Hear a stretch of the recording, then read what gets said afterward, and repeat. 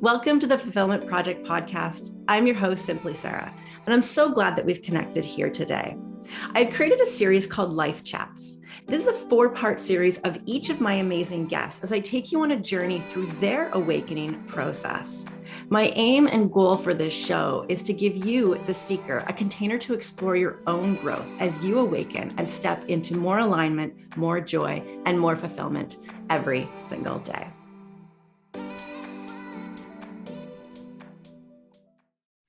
Welcome to the Fulfillment Project podcast. This is our Life Chat series. We have Alejandra back here for episode 3. Welcome. Thank you. Glad to be here again for episode 3. Yes. If you haven't listened or watched into Alejandro's episode 1, part 1 or part 2, I highly suggest you go back. We really talk about her being a sensitive child, growing up, recognizing that maybe she was different or had different interests than the other girls, and being super open to energies and sensitive. And there's a lot of great help and tip if anyone's a parent here, if they feel like they have a quote unquote special child or gifted child, or a child who is just more sensitive than others. A lot of great tips there. And then in episode 2, we were chatting about different energies, spirits, guides, what that meant to you, Alex, and how people can help themselves navigate some energies. And we are back here. I love this part 3 because we're going to chat about shedding identities, shedding layers of ourselves. And Alex, as you look back, when did you start recognizing layers or identities starting to shift off of you in a more momentous type of way? Momentous is a great word. The first definite stage, probably, as a teenager, you keep trying different personalities, hanging out with different groups, finding yourself. But the definite stage for me was moving to Canada.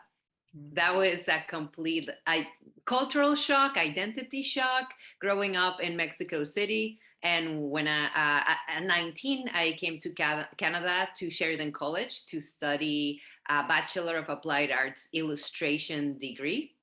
That was the beginning of a completely different ride in another country. Yes. We've become really close over the past couple of years, but even previous to that, you and I have a lot of similarities with the fitness industry and the bodybuilding industry and shedding identities from the fitness side of things. And so even from coming to Canada, take us on a little bit of a journey of who Alex became when she came here and how she got into fitness and bodybuilding and that journey. Yes. Well, looking down at the previous episode, there's a part of my story growing up, and I had the certainty that I was going to leave Mexico, and that was there. I couldn't explain it, and I eventually found the way, which was art, going to art school. I had the support of my parents to come over here, and going to art school, it felt like I was Harry Potter going to the School of Magic. Yeah. So again, magic seems to be a common theme here. And in that moment in my life, I was embodying the archetype or the expression of an artist, the energy of an artist. It was about painting. It was about communicating with images, and throughout my younger years leading up into school, I always played sports. So I also had a connection with the feeling, like warrior-like archetype. Physical activity was always part of my journey. And I played volleyball all the time that I was in Sheridan College. I played varsity. We traveled to the States to play, so I never let that go. And after graduation, I completely let it go. So there was a big contrast in two identities that were part of me. I let go the one that had to do with physical activity and sports, and focused on my artistic archetype, on creative through my hands. It's mostly through the hands and the mind. And that started another shedding, big transformation that led me into a depression, letting go of the well-being of my physical body, downward spiral until I hit rock bottom. But sometime along that journey, I came across a female figure competitor, and I was shocked. I was just shocked to see a, a woman that could look like that. It shocked me because that woman embodied a warrior like strong archetype. That's what I saw when I was present to that. And it shocked me. It was very shocking to me, especially being in a very dark moment in my life. Mm. Rock bottom. Yeah. Does that mean to you? What did that look like? Explain that to us. It was over a period of 3 years, and I could feel and see physical decay. It started with I wasn't doing physical activity, and I continued to feel sluggish, uh, denser, more pressure. It was hard to move my body, so I didn't need to. I only needed to move my hands or my mouth and do the work at the computer. Then it continued into mental heaviness. So I completely gave myself over. There is also a pattern that I have since I was a child of really wanting to fit in, despite knowing and feeling and sensing that I was very different than everybody else. I have worked really, really, really hard to follow the rules, fit in the mold, and enjoy being human, enjoy the ride that I bought is the ride of being human, right? Have a career, make money, get married, have a house. I didn't want kids. I knew that was also part of how this life had appeared for me. But everything else I wanted. I'm like corporate ladder and money and fulfillment. My definition of fulfillment was based along those lines. But then here, back again into the downward spiral. Uh, the I gave over myself over fully to my work, and instead of it being the usual shift, what is it, 7 hours of work, 9 hours, I don't even know, because that was such a past life for me. Yeah, yeah. I started giving 10 hours, I started giving 12 hours.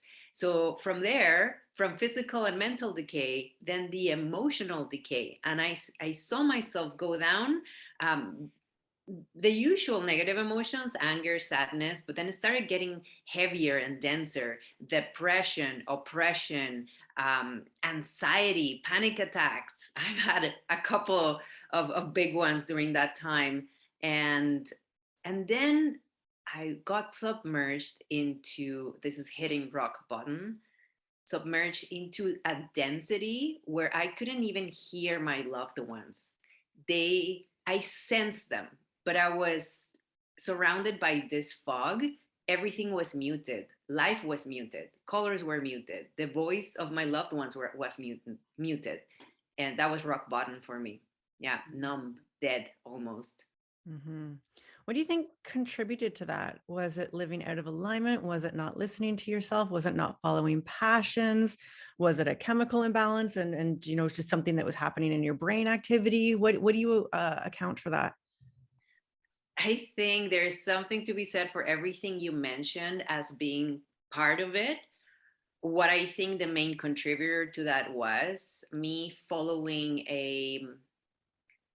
I call it a virus program, Mm-hmm. meaning there was a programming that I accepted that, uh, I guess it's how I learned in society success meant.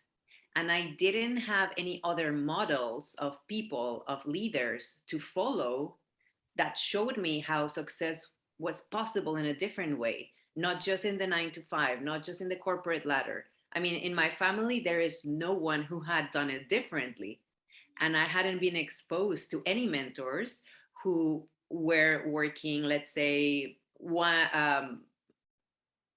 2 weeks out of a cycle of 6, and then going back to those 2 weeks. There's other business models that I am now aware, but by that time, that was the only way. And so any game that I've chosen to play, anything that I say yes to, I give myself fully over everything that I am. And that was the only game I knew how to play. And in giving myself over, I depleted myself because it wasn't the right game. It wasn't in alignment with my soul, with my being, with my chaotic creativity. But I didn't know anything else. Where was I going to put this passion, this energy that I was? It was just the wrong avenue, and it went Mm. all the way down with Oh, passion. I I feel that to my core. Oh, It's interesting, the similarity, and it would like, oh, I'm gonna tear up right now, because you get to that point where you have no other model, but you're like, well, if this isn't it, then like this can't be all that there is. This can't be. I remember even standing I was like 6 months into my dental hygiene career, 2009 or 10. And I was like, what? Like this is all that I have to look forward to. And I was working with women who were complaining about their husbands, complaining about their kids, a boss that I barely saw, barely talked to, like no relationship, and just all this like cold environment. yes. And Yeah. you have those moments, and you're just like, what? So Wow. where did fitness and bodybuilding come in? Did that bring you out of that phase, or where does that piece of the story tie in? That's such a great piece of the story. I do want to say that question you said just now, is that all there is? It reminded me, I spoke about in the previous episode of me sitting down in recess, eating my lunch and looking out at my fellow 12-year-olds and asking myself, is that all there is? Like that kind of drama at this age? There must be more.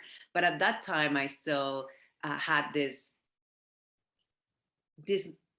open heart. I knew there was fantasy around me. When I hit rock bottom this last time and I asked myself, that is that all there is? I couldn't see anything else. And so I stayed there for a long time. Mm. To connect to your question, what happened is that I have an ego. I think like most humans in this planet, right? And I say most, there might be some cool enlightened beings over there. I don't know. So I have an ego.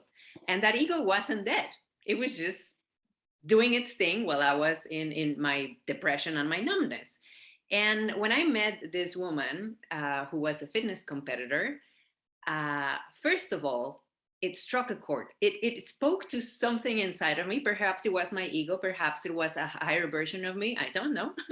But it made me go like, whoa.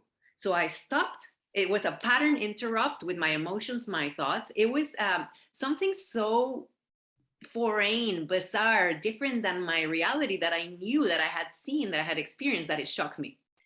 Then I started going to my husband owned a gym at that time, a CrossFit gym, and he he really worked hard on supporting me. And he said, Alex, this is how he sold it to me. I'm a logical mathematical person, so this is how he sold it to me. You only need to come and do the workout of the day. It's 12 minutes.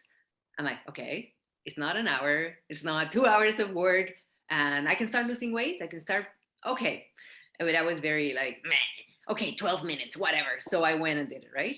And somewhere along those 2 months that I was giving myself a chance to experience that type of workout, which was very painful to someone with not having moved. I have hypermobility, so very weak. That was not the right type of workout to start with. But somewhere along that time, this woman said to me, I don't know why she had an interest in me. Maybe I caught her attention in some way. She said to me, "What are you doing to yourself?" I'm like, what? Excuse me? I don't know where. And she said, "You're so beautiful. What are you doing to yourself?" And again, like my ego, I guess, was like, "Excuse me?" And inside my head, I was like, "Who are you to say this thing to me?" She's like, I could train you for a fitness show, and you'd look beautiful on stage. And again, I was so, again, shocked. My reality had been shifted. Felt like somebody gave me a slap in the face, but they were also giving me a different reality. And I believed her because of how she looked. So I said to her, again, going to my mathematics, okay, so how long is it going to take me to look like you? And she says, 4 months. And again, I decided to believe that. It's like, okay, I took it home with me. I'm like, okay, 4 months compared to the past 3 years that I've been in a darkness, that I hated myself, I hated my body. It was just down from there, right? And then 4 months compared to the rest of my life, and my ego speaking, saying, if I had her body, I could do anything. I could conquer the world. I would walk into a room and be seen, be liked, be looked. That sounds like a bit of ego, right? Yes, And I definitely. say, yes, take my soul. If you tell me My soul. If you tell me to crawl on mud, I will do it. If you tell me to eat grass, I will do it. So again, the passionate being that I am, the one that cannot give just a little bit, I give it all. When I say yes, I gave it my all. 4 months. And of course, I didn't look like her, but I did transform myself. Something Yes. changed, something profound changed. Yeah. I think there's value in, as much as it might have been ego driven, maybe higher self driven. Like you said, we don't know. There's power in, I'm going to do this. I'm going to change something in my life. I'm going to make a different decision. I'm going to choose to not be in my sorrow and my low point anymore. On the next episode, we're going to chat about 3D, 4D, 5D dimensional consciousness and the way you see the world and your outlook and your emotional state, and getting out of that lower dense 3D, which is where depression is, which is where anxiety, frustration, disappointment. There needs to be a little bit of a hyperactivity mode. Like, try something different, anything, like just have a willingness to want to try to pull yourself back up. And so sometimes grabbing onto a big goal like that can be valuable to get you into that momentum. And you did great in the fitness industry. You know, I know you competed on the Arnold stage. If anybody's in the know, they know how prestigious that is.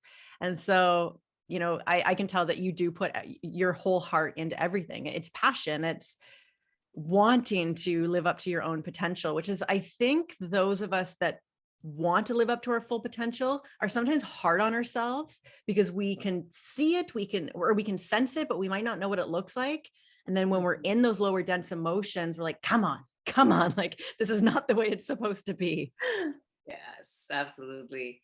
I mean, there's something to be said for the moment where you start raising your vibration. Like, I was in 3D dance, and I needed to use my physical 3D body activated to start bringing myself up. I didn't realize that until now that we're having this conversation. Yeah. Yes, yes. And so, you know, you competed. I know you managed a good life. You've been an independent personal trainer. Tell us about that shift of identity out of the bodybuilding competing world and into your next phase. Yes. So my first show, that first transformation, it was such an opposite end. I hated it. I didn't like it. I was happy. I became this person who felt the power in